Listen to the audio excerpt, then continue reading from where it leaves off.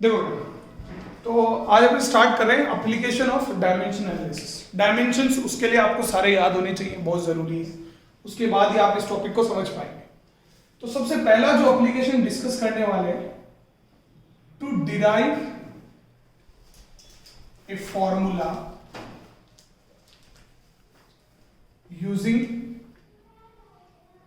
Dimension analysis. Dimension analysis को use करते हुए कोई भी फॉर्मूला जो आपको दिया हुआ हो वो अपन डिराइव कर सकते हैं। We can derive any formula using dimension analysis. तो अपन क्या करते हैं, जैसे सबसे पहले जो अपने को फॉर्मूला पता हो उसको डिराइव करते हैं, और फिर उसके बाद में अपन देखते हैं कि जो फॉर्मूला अपने को नहीं भी पता वो अपन कैसे डिराइव करते हैं। काइनेटिक एनर्जी का फॉर्मूला सबको पता होगा।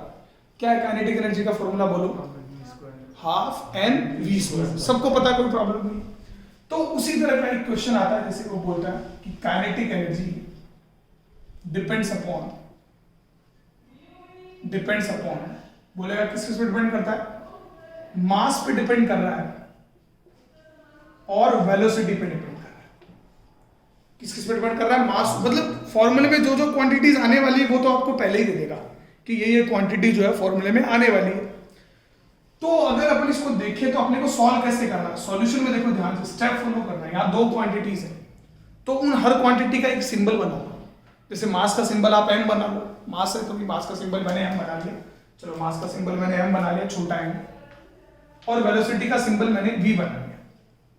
ठीक है, मैंने बना लिया, सिंबल है, आप बना सकते हो, कोई भी कैसे नहीं बना सकता है। अब वो काइनेटिक एनर्जी इस पर डिपेंड कर रही है। अब डिपेंड स्क्वायर पे कर रही है, इनवर्सली कर रही है, इनवर्स स्क्वायर पे, ये नहीं पता है। तो आप क्या करोगे, यहां लिख दोगे kinetic energy is directly proportional to mass की पावर ए और वेलोसिटी की पावर बी।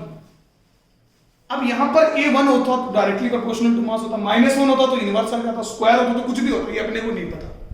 अब यहां से अगर आप देखोगे तो जब भी प्रोपोर्शनल डिसाइन हटाते हो तो यहां एक कांस्टेंट आता है m की पावर a और वेलोसिटी की पावर b। ये आ गया है ना, कोई भी प्रोपोर्शनल कांस्टेंट तो आता ही है। अब अपन यहां से अपना डायमेंशन पुट करना चालू करेंगे। तो सबसे पहला काम क्या है कि जो भी क्वांटिटीज पे डिपेंड करता हो उनको लिख लो, उनको पावर दे दो। 3 क्वांटिटी होती तो पावर 3 आ जाती, समझ रहे? फिर आप इसको लिख लो प्रोपोर्शनल, फिर यहाँ कांस्टेंट लगा दो। अब आपको क्या चाहिए, व्हाट यू नीड, आपको ये जो कांस्टेंट है ये तो आप पता नहीं कर पाओगे इस मेथड से। k की वैल्यू क्या होगी ये आप पता नहीं कर पाओगे ना, ये डायमेंशन एनालिसिस का एक तरह का आप समझ लो ड्रॉबैक है ना। लेकिन अब यहाँ काइनेटिक एनर्जी का डायमेंशन पुट कराओ, डायमेंशन पुट दोनों जगह। तो काइनेटिक एनर्जी का m1 L2 T-2 होता है, जो आपका पोटेंशियल एनर्जी का होता है, जो आपका वर्क का होता है, वही डायमेंशन होता है। कांस्टेंट का कोई डायमेंशन नहीं होता है, कोई डायमेंशन नहीं होता कांस्टेंट का। मास का डायमेंशन होता है m1 की पावर a, और वेलोसिटी का डायमेंशन होता है L1 T-1 की पावर b।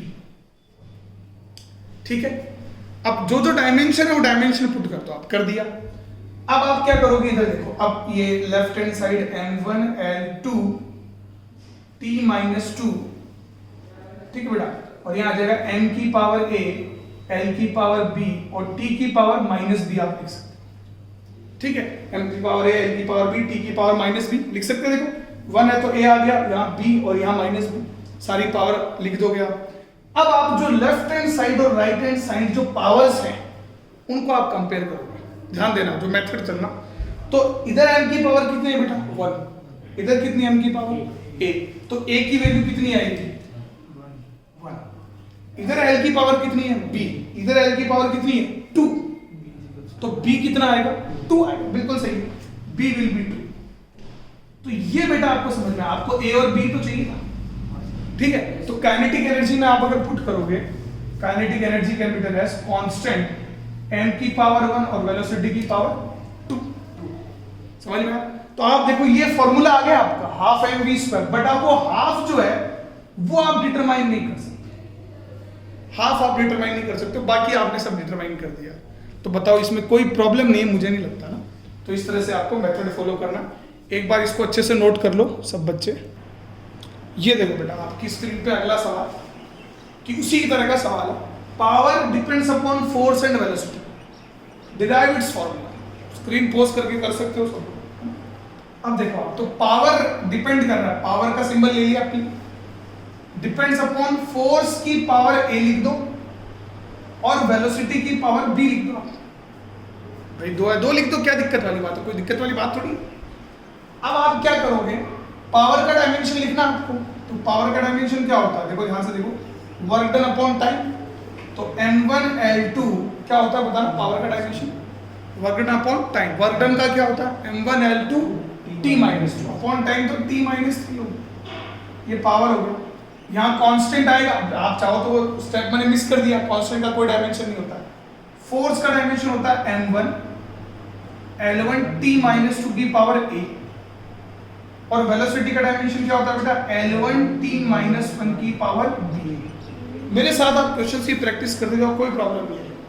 अब इधर देखो आप ध्यान से, इधर देखो, ये m1 L2 t-3 है, कोई दिक्कत वाली बात नहीं है। इधर आप देखो तो n की पावर इससे क्या आएगा a, अब देखा l की पावर देखना है, ध्यान से देखना, इससे आएगा l की पावर a और इससे आएगा l की पावर b, तो l की टोटल पावर क्या हो जाएगी a प्लस b, और t की पावर देखो, t की पावर, t की यहां से आएगी -2a और यहां से आएगी -b, तो -2a -b।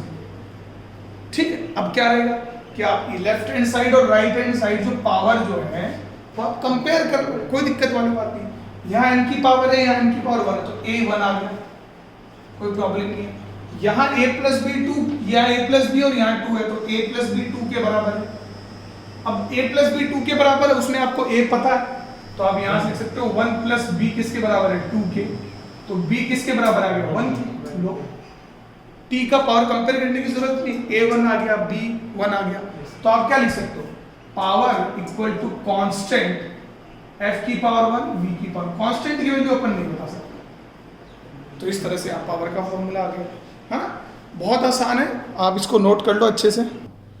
तो ये बेटा अगला क्वेश्चन है कि work done w depends upon mass, acceleration due to gravity g और हाइट h, और ये फॉर्मूला आपने बता दिया, बिल्कुल आसान है, बहुत इजी से थोड़ी टफ की तरफ चलेंगे ताकि कोई प्रॉब्लम नहीं है। तो देखो वर्क डन, स्क्रीन पोज करके सॉल्व कर सकते हो आप सब बच्चे। वर्क डन डिपेंड्स अपॉन आपका मास की power a, acceleration due to gravity की पावर b और हाइट की पावर c, आप लिख सकते हो, कोई प्रॉब्लम वाली बात नहीं।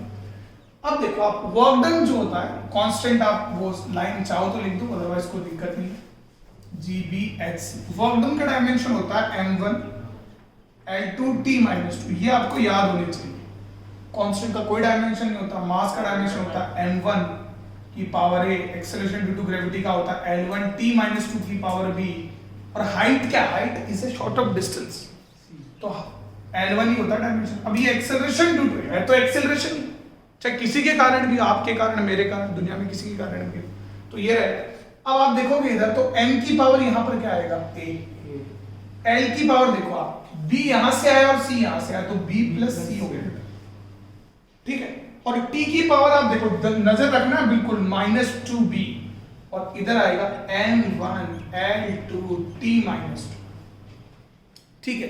अब क्या करोगे, पावर कंपेयर करो, कंपेयर करने पे n की पावर यहाँ a मिल रही है, यहाँ 1 मिल रही है, तो a यहाँ से 1 आ गया, यहाँ l की पावर b प्लस c है और वहां 2 है, तो b प्लस c कितना आ गया 2 आ गया।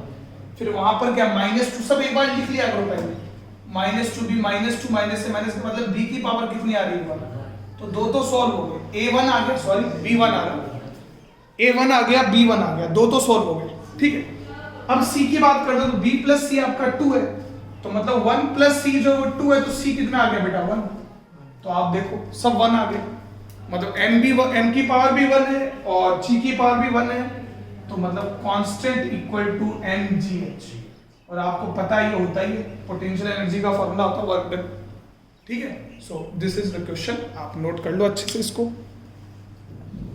तो ये अगला सवाल है, velocity of a body depends on, किस पे डिपेंड कर रहा है, acceleration due to gravity, acceleration और हाइट, फॉर्मूला अपन देखते, थोड़ा सा कैलकुलेशन जाके कुछ नहीं, तो वेलोसिटी, अच्छा ब्लू मार्कर आ गया, तो जरूरत नहीं है, तो वेलोसिटी डिपेंड्स अपॉन, तो डायरेक्ट लिख दूं कांस्टेंट, एक्सेलरेशन g है, तो g की पावर a और h की पावर b। अब मुझे नहीं पता कैसे डिपेंड करता है, वो निकालूंगा, डायमेंशन पुट करता हूं दोनों साइड, तो यहां पर क्या आएगा L1 t माइनस 1। वेलोसिटी का डायमेंशन यही होता है। आप m0 चाहो तो लिखो, नहीं चाहो तो कोई दिक्कत वाली बात नहीं है। फिर कांस्टेंट का कोई डायमेंशन नहीं होता। एक्सेलरेशन ड्यू टू ग्रेविटी का L1 t माइनस 2 होता है की पावर a, और हाइट एक तरह का लेंथ है L1 की पावर b। याद, अब अपन इसको पूरा ऐड कर लेते हैं, तो L1 t minus 1 equal to L की पावर a, a यहां और b यहां, तो L की पावर क्या होगी a प्लस b, और t की पावर क्या होगी t की पावर माइनस 2। ठीक है, हो गया। अब दोनों साइड पर कंपेयर करेंगे, इसको कंपेयर करते हैं, तो a प्लस b जो है वो 1 के बराबर आ रहा है, कोई दिक्कत वाली बात नहीं है। ठीक है, और आपका माइनस 2a जो है वो किसके बराबर आ रहा है माइनस 1 के।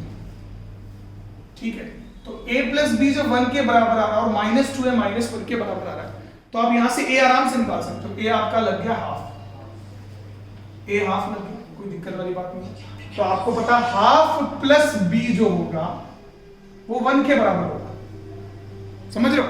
अब b जो आएगा वो क्या आएगा 1 माइनस हाफ, तो b क्या हो जाएगा हाफ हो जाएगा।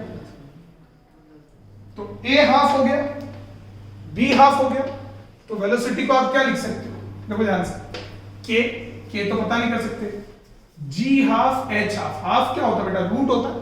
आप चाहो तो ऐसे लिख दोगे तो भी टीचर तो नंबर देगा ही आपको, लेकिन आप इसको अच्छा लगेगा अगर आप इसको ऐसे लिख दो k रूट gh। ये थोड़ा सा टफ था, ज्यादा टफ नहीं था। ठीक है बेटा, नोट कर लो इसको। अब अगले सवाल का वेट करो। ये देखो बेटा, ये नया सवाल, time period of a simple pendulum depends upon length of pendulum, है ना। पेंडुलम क्या होता है समझ रहे, जैसे घड़ी का पेंडुलम होता है ये ऐसे, तो ये पेंडुलम होता है जो स्विंग करता है, तो इसको पूरा जो एक स्विंग करने में जो टाइम लगता है वो टाइम पीरियड कहलाता है। वो डिपेंड कर रहा है इसकी लंबाई पर और एक्सेलरेशन ड्यू टू ग्रेविटी पर। ठीक है, तो अब मैं इसको देखूं तो लेंथ ऑफ पेंडुलम जो है वो अगर अपन देखें तो टाइम पीरियड जो है that is directly proportional to, आप देखो क्या क्या क्या लिखोगे आप, L की पावर a लिखोगे, है ना, और g की पावर b लिखोगे आप। ठीक है, अब आप देखो यहां से time period equal to k constant L की पावर है g की पावर b। अब दोनों साइड डायमेंशन फिट कर दो, तो टाइम पीरियड का डायमेंशन तो क्या है t1 ही है ना, t1। बाकी n की पावर 0 L की पावर 0 है ही। कांस्टेंट का कोई डायमेंशन नहीं, लेंथ का क्या होता है L1 की पावर a और L1 t माइनस 2 की पावर b, है ना। क्वेश्चन हमेशा पोज करके सॉल्व करने की कोशिश करो, तभी आपको बेस्ट रिजल्ट मिलेगी पढ़ाई करने की। t1 L की पावर यहाँ a और यहाँ b है, तो L की पावर हो गया a प्लस b और t की पावर हो गया माइनस 2b। ठीक है, अब आप कंपेयर करोगे, जब आप कंपेयर करोगे तो पाओगे कि इधर L की पावर a प्लस b है और इधर L का टर्म ही नहीं है, मतलब जो a प्लस b है वो आपका 0 के बराबर है, मतलब L की पावर 0 है, L का टर्म नहीं है, तो आपका, और दूसरा यहाँ माइनस 2b और यहाँ 1 है, तो माइनस 2b जो है वो 1 के बराबर है। ठीक है, तो यहां से आप सॉल्व करोगे तो b आपका क्या आएगा, b will be minus half आएगा, और आपका a प्लस b 0 है, मतलब a जो है वो माइनस और b के बराबर है, तो मतलब a जो आएगा वो प्लस हाफ आएगा, तो a प्लस हाफ आ गया और b माइनस हाफ आ गया। ठीक है, तो अब आप देखो तो टाइम पीरियड इक्वल टू आप पुट करोगे k L की पावर हाफ और g की पावर माइनस हाफ। ठीक है, अब इसको थोड़ा बहुत सुंदर तरीके से लिखना चाहेंगे तो k L की पावर हाफ और g को नीचे ले जाओ तो प्लस हाफ हो जाएगा। ठीक है, हाफ क्या होता है रूट, तो आप इसको बेहतर तरीके से क्या लिखते हो, t equal to k under root L by g। आप एक कांस्टेंट की वैल्यू डिटरमाइन नहीं कर सकते इससे। ठीक है, you can not find out the value of constant. ठीक है बेटा, लिख लो इसको पोस्ट करके। ये देखो बेटा अगला सवाल, स्क्रीन पोस्ट करके सॉल्व करो इसको, बहुत अच्छा सवाल है। Frequency depends upon length, tension and mass per unit length. तो यहां पर ये जो मास पर यूनिट लेंथ है, ये छोटा सा एक लॉजिक है कि ये मास नहीं है, ये मास पर यूनिट लेंथ है, तो इसको आप म्यू लिख सकते हो। इसका नया सिंबल दे दो ऐसे म्यू या एक्स, कोई भी सिंबल दे दो, और ये मास पर यूनिट लेंथ मतलब ये m अपॉन l है, ये बहुत इंपॉर्टेंट है। या मास नहीं है, mass per unit length m upon l। तो इसका जो डायमेंशन है ना म्यू का, वो आएगा m1 l माइनस 1। ठीक है, मास पर यूनिट लेंथ है। ठीक है बेटा, अब अपन सॉल्व करते हैं। तो आपकी frequency depends upon equal to k l की पावर a, p की पावर b और म्यू की पावर c। ये इंपॉर्टेंट है। ठीक है, अब दोनों साइड डायमेंशन पुट करोगे आप, तो फ्रीक्वेंसी का डायमेंशन तो t माइनस 1 हो रहा है, पता है आपको। कांस्टेंट का कोई डायमेंशन नहीं होता है। लेंथ का L1 होता है की पावर a। टेंशन का डायमेंशन क्या होता है? m1 L1 t माइनस, जो फोर्स का डायमेंशन है वही m1 L1 t माइनस 2 की पावर b। और म्यू क्या होता है? मास पर यूनिट का डायमेंशन हो रहा m1 l माइनस 1 की पावर c।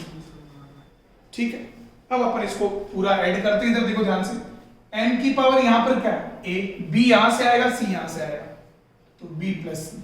l की पावर a यहां से, b यहां से, माइनस c यहां से, तो a plus b minus c।